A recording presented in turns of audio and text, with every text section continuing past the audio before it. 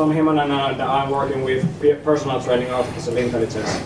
And I was raising my second round in Silicon Valley, and then I got a phone call that where my wife called me that I don't need to get back to home. So I lost my wife, I got to big rest, and that's how I lost my money, and I was 5 months homeless. And during that time, I was told many times that I should fail my first startup like everybody else. Should I? One more time, I want to make sure I understand the question. During that time, you were told by people that you should let that first startup fail? Yeah, because many people say that you should fail your first startup. So do you believe in that? And is it rare?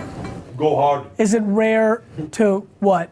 Rare to succeed with a first startup. No, it's not rare at all. It's rare in Silicon Valley where everybody overvaluates companies and forces. VCs have a business model. It's called raise a fund, try to make a bet on 10, 20, 30 companies and push all of them very hard, because if one can actually get through, it will pay for all the others. But it doesn't care about the 29 sperm that didn't make it. So everybody gets the same advice because they're being selfish. One of the reasons I've pushed back very heavily on Silicon Valley culture over the last 5 years or so and stopped kind of investing the same way I did was I didn't want to, once I understood it, I'm like, wait a minute, this system sounds great at first. I don't think it's rare at all. I think there's a ton of small businesses that succeed on their first one, but I think they look a lot more like the guy here in the yellow shirt who says, I'm gonna take a 20-year perspective and not a 20-week perspective, right? So many people here, if you're funded or you're part of Silicon Valley, you're not actually building a business, you're building a financial arbitrage machine based on metrics that VCs want to see in growth. You're not building a company.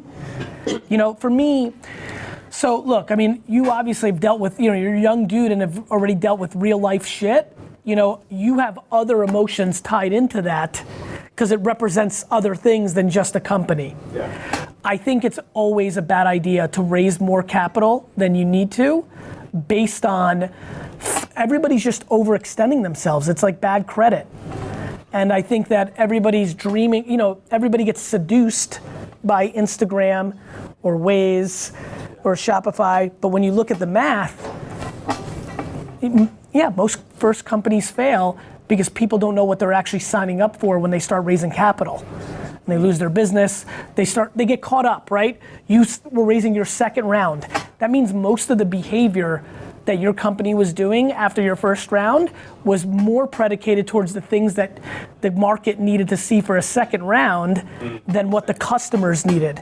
Sure. The reason I've never raised money or even, you know, I've run a company from the day I left school, 22, so 20 years I've been running a company every day of my life.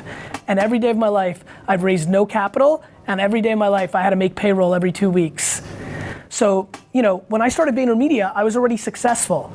And I started it in a conference room of another company for 9 months and then another year of free rent in exchange for my time because I didn't want the expense.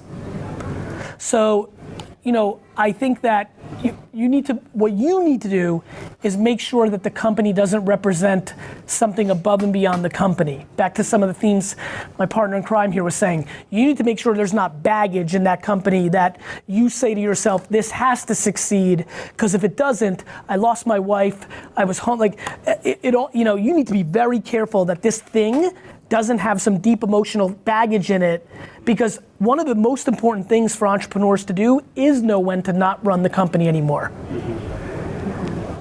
It's very, you know, which is very tough. So I would focus on that more than the ideological fail fast. Guys, let's pretend you know nothing about technology in Silicon Valley. How the fuck does fail fast make sense? It starts with fail. So I think there's a culture that needs to be reset in the startup ecosystem, and that VCs need to be scrutinized more for what they're actually up to. By the way, this is capitalism. You took their money. Like, if you listen to this whole episode, I've talked out of both sides of my mouth. I've been on the side of giving $300,000 and the founder fucking shit the bed and like, fuck you. So it goes both ways. This is not like, ooh, VC sucks. Like there's a bunch of kids running around with stupid fucking ideas, raising $2 million and then throwing it directly in the garbage by buying $50,000 fucking squeaky tables, right? So I think that we as a whole need to be more thoughtful, and I would say that's the theme of the episode. So thank you guys for being here. My friend, you get to